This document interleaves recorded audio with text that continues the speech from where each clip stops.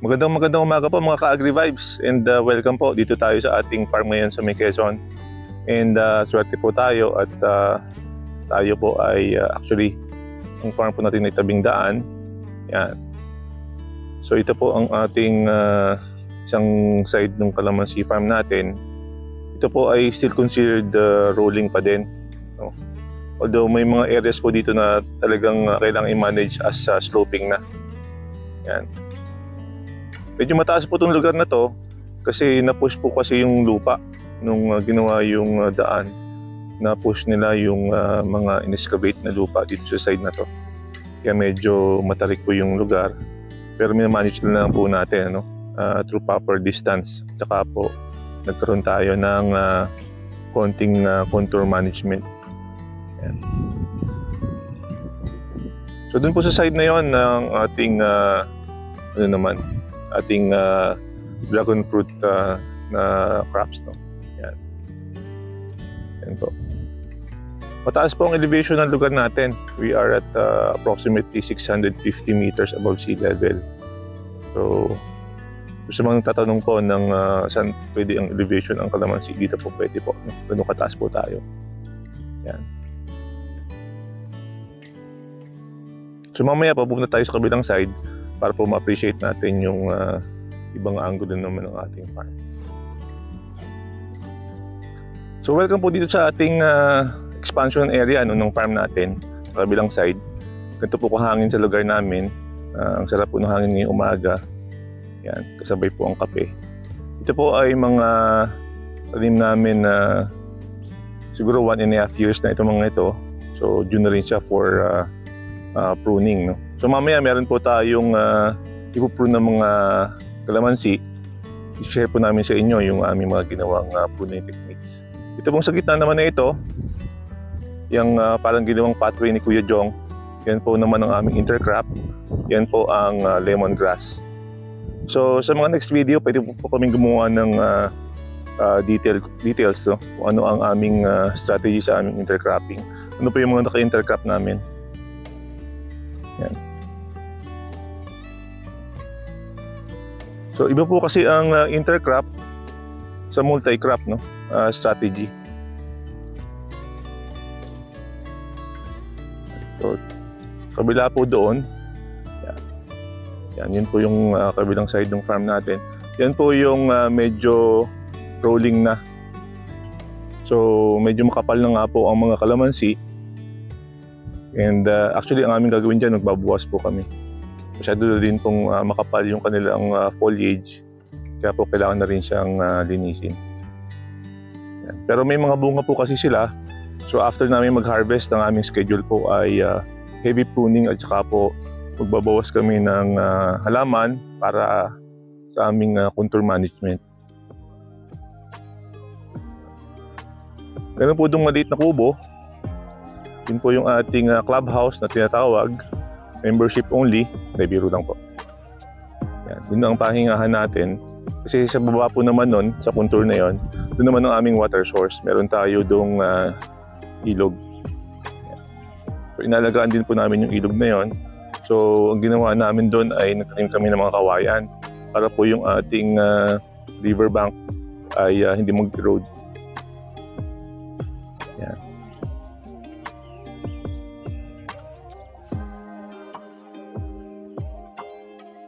So masarap po ang hangin dito, very fresh po.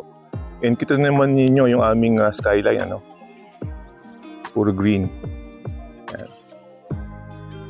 Ito po ang skyline ng probinsya versus sa skyline natin sa mga urban centers. Yan. Yung mga naririnig po ninyong mga makina, yan po yung ating water pump. So naghahanda po tayo ng ating spraying protocol. Yung kabila naman po, yung ating dragon fruit area ay tuloy-tuloy po ang paglilinis ni Kuya Jong. Meron din po tayo doon gagawin. No? Meron tayo doon gagawing pruning at saka po fertilization and organic matter application. Yan. Yan. So ito po yung aming dragon fruit area. Yan. Nag-start na rin po kami maglinis dito. Katabas-tabas na po kami. Atin pong pinaghahandaan naman ang next cropping season. Yun ang mga dragon fruit po namin ay hybrid varieties. So meron kami ditong mga more or less siguro may mga nasa 25 varieties po ito. Yan. So sa susunod natin mga videos, amin naman pong i-share sa inyo yung aming dragon fruit ng mga halaman at saka yung business model nila. Yan. Ito pong area na to, madamo yan. So, hindi po namin tinatabas pa yan. Yan. Pero sa ilalim po niyan ay punong-puno po yan ng luya.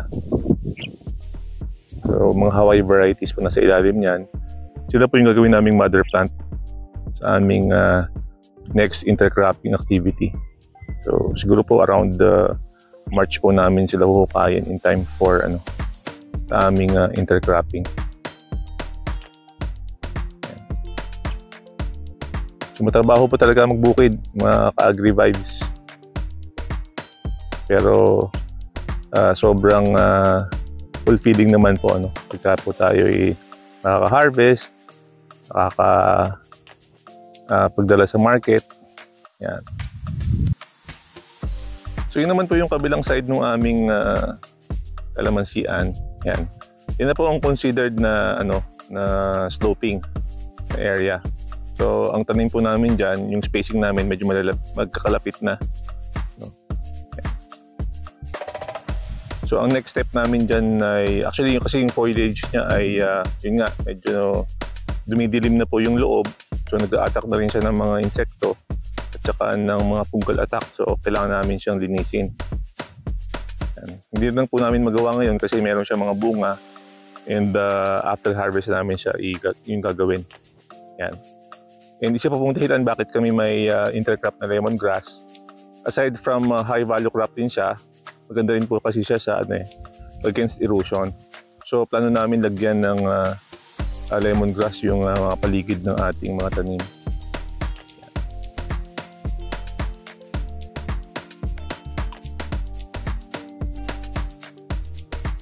Yan naman po sa mga area ng kawayan na to, yan, yung mga kawayan yan. Sa ilalim po niyan, yan po yung aming waterways and pinakababa niyan ay ilog na po. So one of these days, punta po tayo dun sa ating mini island. May mini island po dyan na ginawa kami.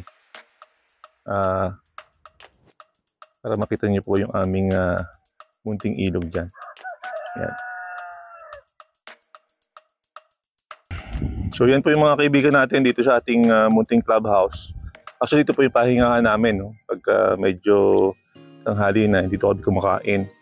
Ito naman po yung kabilang side ng ating farm. Yan.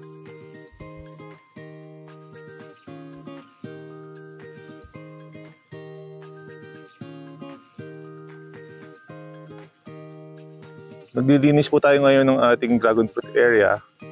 And ang next step po dito ay yun namang ating soil management at saka po pruning. Yan. Nagre-ready tayo para sa next fruiting season niya. Although ang ating mga dragon fruit po ay hybrid, meron po tayong protocol na sinusunod din para sa kanyang pagpapabunga. Yan. Lubong naman sa may taas na yon. Yan, yun ang ating mga bagong tanim na dragon fruit. Ito tayo nag-expand. Yan. And then sa baba na to, dito, meron po tayo dyang mga tanim na Mayor lemon. And then sa baba naman po na yon, may kalamansi pa din. And then meron tayo dong konting area sa passion fruit din. Yan. So multi-crop po tayo dito. Although ang ating primary crop ay kalamansi. Sabi nga nila maganda daw ang buhay pagka merong variety. So meron tayong dragon fruit and then lemon, Mayor lemons. And then sa baba po may passion fruit tayo. Yan. Meron na rin po ako nakitang siguro mga 4 o 5 farms na ang mixture nila ng multi-cropping ay kalamansi at saka dragon fruit. Share ko po sa inyo yung mga farms na yon. Ang maganda po kasi doon ay ang kanilang mga protocols kasi ay actually pwedeng i-integrate or pwedeng i-coordinate. Kaya hindi po sila mahirap pagsamahin. Yan.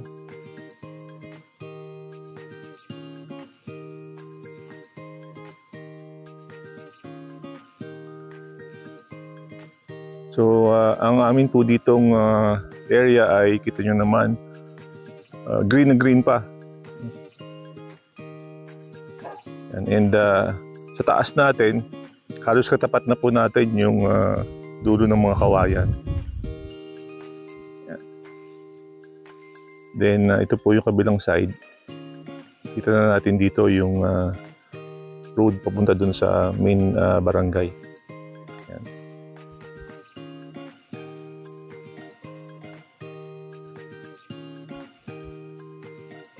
So kami po ay nagtatabas, hindi rin po kami gumagamit pa ng herbicide dito. Kung gumamit man kami ay napakapiling buwan lamang. No? And isa pa, medyo maulan po sa amin ngayon. No? Still climate type 2 ang weather. So extended po ang tag-ulan. And hindi po magiging masyadong effective din kung herbicide tayo. Baka lang masayang din po. Ayan. So ang ginagawa naman namin ngayon ay grass cutting muna. So section by section. So inuuna namin itong ating dragon fruit. Yan. And then doon naman po sa may area sa taas. Sunod na po yung ano na yon, yung mga kalamansi na yon. So ang ating nga pala pong pagtatanim ng kalamansi ay parang staircase ang schedule, ano? Hindi kami sabay-sabay. Kami po ay sunod-sunod. So yung atin pong area na yon ay hindi pare-pareho po ng edad ang kalamansi. Ang pinakabata po dyan, I think ay 8 months dito sa may gawing pataas. And then 1.5 years to 2 years na yata yung mga nasa bandang gitna. Yan.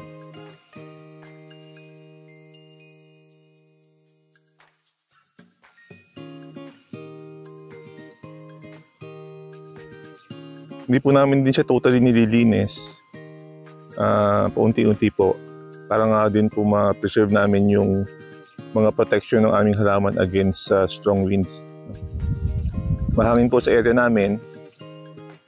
Kaya kailangan din po ng mga natural barriers hanggat maaari. Yan.